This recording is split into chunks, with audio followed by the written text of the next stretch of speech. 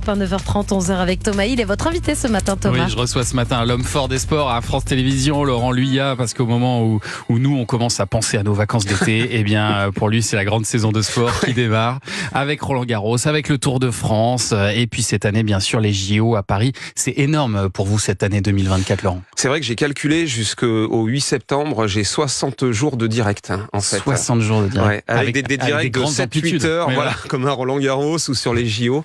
Donc, mais c'est génial, hein. Faut que je sois en forme, quoi. Ouais, c'est ça. Bon, j'imagine que vous partez en vacances l'hiver, du coup. C'est ça, voilà, c'est ça. votre Je partirai à l'automne. Voilà. Ce qui est pas mal aussi, hein, d'ailleurs. Ouais, c'est pas mal. Et alors aujourd'hui, ce sont les qualifs de Roland-Garros, hein, qui commencent, qui sont diffusés d'ailleurs sur France.tv. Exactement. Et dimanche, le début du premier tour. France Télé sera encore très présent cette année avec, ils annoncent 10 heures de diffusion en direct par jour. Vous en ferez combien, vous? Alors moi, je prends l'antenne, le plateau à 13h le samedi dimanche sur France 3, ensuite on est sur France 2, jusqu'à 21h, hein, tous les jours, et la semaine à partir de 14h. Voilà. Donc, mais dès 11h du matin sur France 4, on attaque avec les premiers matchs, et ensuite la 3 et la 2, et jusqu'à 21h, quoi qu'il arrive. Et avec les mythiques bascules à chaque fois. Voilà, qui sont parfois que vous adorez. et vous profitez toujours de la meilleure vue sur le tournoi depuis la terrasse du cours Philippe Chatrier. J'imagine qu'en amont et toute l'année, c'est pas mal de préparation aussi pour connaître tous les joueurs, parce que après, c'est forcément, et c'est le charme aussi de l'exercice, c'est beaucoup d'impro ce que vous faites. Oui, c'est sûr. En fait, ce qu'il faut, c'est suivre tous les tournois, en fait. Donc moi, j'adore le tennis, donc c'est pas un gros effort. Hein. Donc voilà. Et puis après, les surprises qu'on peut avoir, là, on risque d'en avoir cette année. C'est ça qui est dingue. Là, c'est ça qui est génial cette année, c'est que le tournoi est particulièrement ouvert. Je crois que ça fait plus de 20 ans que ça n'a jamais été aussi ouvert. Julien est notre spécialiste. Avant l'ère Nadal, en tout cas, donc ça nous ramène au moins 20-25 ans en arrière. Effectivement, il y a 10 joueurs qui peuvent gagner le tournoi. Vous vous rendez compte que depuis 2005, il y a que 4 joueurs qui ont gagné Roland-Garros. Bien sûr, les 3 fantastiques que l'on connaît, et seul Wawrinka a réussi à en gagner un. Donc les 3 fantastiques, Federer, il est plus là. Nadal, on ne sait pas s'il sera là. On ne sait pas, on va le savoir. Moi, je pense qu'il sera là. Alors après, lui, ce qu'il n'a pas envie, c'est de faire Roland-Garros et d'être éliminé au premier ou deuxième tour. C'est pas dans ses gènes. Hein. Donc, mais je pense quand même qu'il va y aller. C'est sa résidence secondaire. C'est son dernier Roland-Garros, quoi qu'il arrive.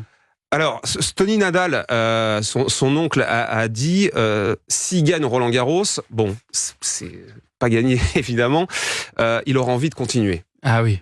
Bon. Ouais, donc, mais avec Rafa, on sait jamais. Mais bon, déjà, faut qu'il soit là. On va y aller étape par étape.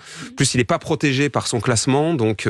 Mais c'est vrai que Djokovic n'est pas très en forme non plus. Non, en doute. Alcaraz, le plus jeune, c'est pas la folie. Voilà. Donc vraiment, vraiment, c'est un tournoi très ouvert cette année. Ça va être particulièrement intéressant. J'imagine que vous, là, depuis plus de 20 ans que vous présentez maintenant Roland-Garros, vous devez avoir un regret, c'est de ne pas avoir vu de victoire française à Roland-Garros. Ah oui, ça c'est sûr. Bah, il y en a beaucoup, hein, parce que ceux qui ont vu la victoire de Yannick Noah, ils sont à la retraite, hein, maintenant, ceux qui officiaient à l'époque. Donc, c'était il y a 43 ans, voilà. Quand même. Hein, 41. Ouais, c'est ça. 41, c'est ça. Et bon, après, j'ai eu quand même des demi-finales quand même, avec mon fils et Tsonga. Ouais, voilà. Il y a des Français qui vous donnent de l'espoir cette année ou pas? Bah, on va voir. Il y a Arthur Fils, là, qui vient de gagner à Bordeaux. Il y a Gaël Monfils. On va voir. Mais enfin, on peut pas dire qu'ils vont gagner. Ils vont aller au bout, Déjà, s'il y en a un ou deux en deuxième semaine, on sera content. Et on parlait de l'éventuel dernier Roland-Garros de Raphaël Nadal. Ce sera aussi le dernier Roland-Garros d'une autre légende de ce sport, Nelson Montfort. Ah oui, Nelson Montfort. Nelson Montfort. Ça a fait bizarre depuis l'avoir au bord du terrain, Nelson. Ah, ça, je peux vous le dire. Hein. D'ailleurs, je lui réserve une petite surprise le dernier jour, le jour de la finale. Voilà.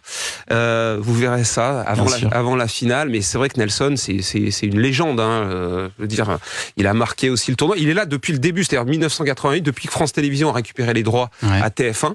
Ça a toujours été sur le service public. Roland-Garros. Quand TF1 a été privatisé, c'est France Télé qui a récupéré les droits. Il est là depuis le début. Donc j'ai retrouvé des images d'ailleurs de l'époque. Et puis avec la fameuse interview de Michael Chang. Vous savez, en 1980. Voilà, il y en a. Non, Luigi.